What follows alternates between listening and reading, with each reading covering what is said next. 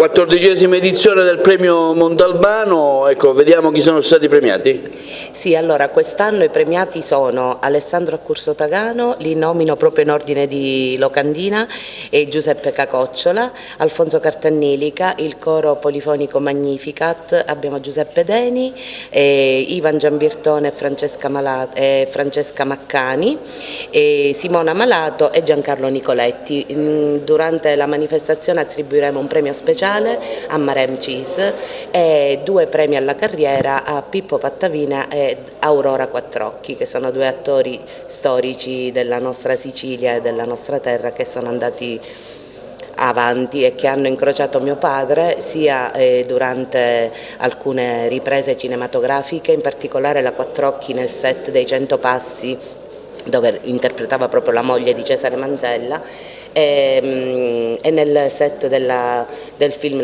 Una vita rubata con Beppe Fiorello, dove faceva la mamma di Graziella Campagna, mio papà poi faceva l'avvocato della famiglia Campagna, mentre Pippo Pattavino è una presenza storica ad Agrigento e durante i vari anni gloriosi della settimana pirandelliana al Piazzale Caos, dove si è esibito molte volte, a volte da solo, a volte con Tuccio Musumeci, in performance che sono rimaste nella memoria e nella storia del teatro agrigentino. Avremo l'onore di averlo qua. Sono previsti altri momenti, non solo, diciamo, oltre la premiazione?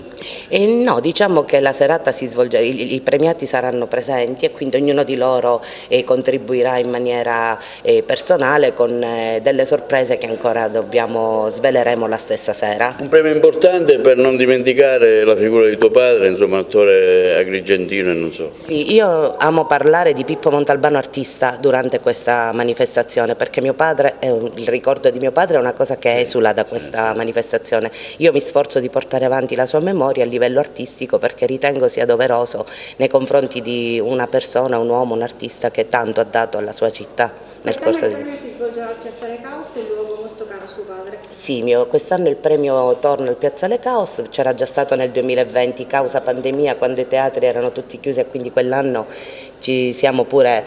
abbiamo usufruito di quel meraviglioso Piazzale Caos che per me ricorda un'infanzia, una vita, un'adolescenza cresciuta tra quelle pietre, se proprio vogliamo essere metaforici, e dove mio padre durante l'ultimo giorno della sua vita, già non c'era più, fece il suo ultimo viaggio proprio lì davanti prima di raggiungere la sua ultima dimora. Proprio abbiamo deciso di portarlo lì davanti perché per lui quel posto era la vita, è stata la vita, e io ringrazio oggi di aver fatto sì che questo luogo fosse anche la mia vita, i miei ricordi più belli.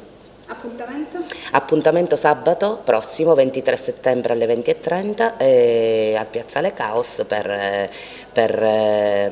alle 20:30, ingresso gratuito fino ad esaurimento dei posti, per ricordare insieme un artista e poter applaudire tanti altri artisti che meritano.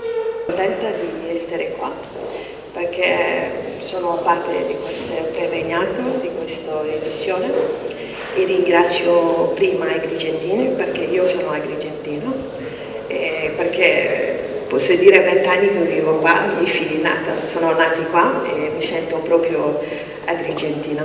E una cosa che volevo dire è che si vede che alla Sicilia c'è la cultura, e anche qua ad Agrigento, perché anche ci sente anche le strade che c'è la cultura.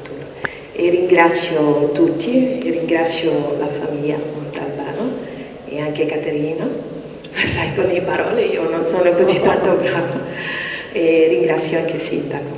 Grazie.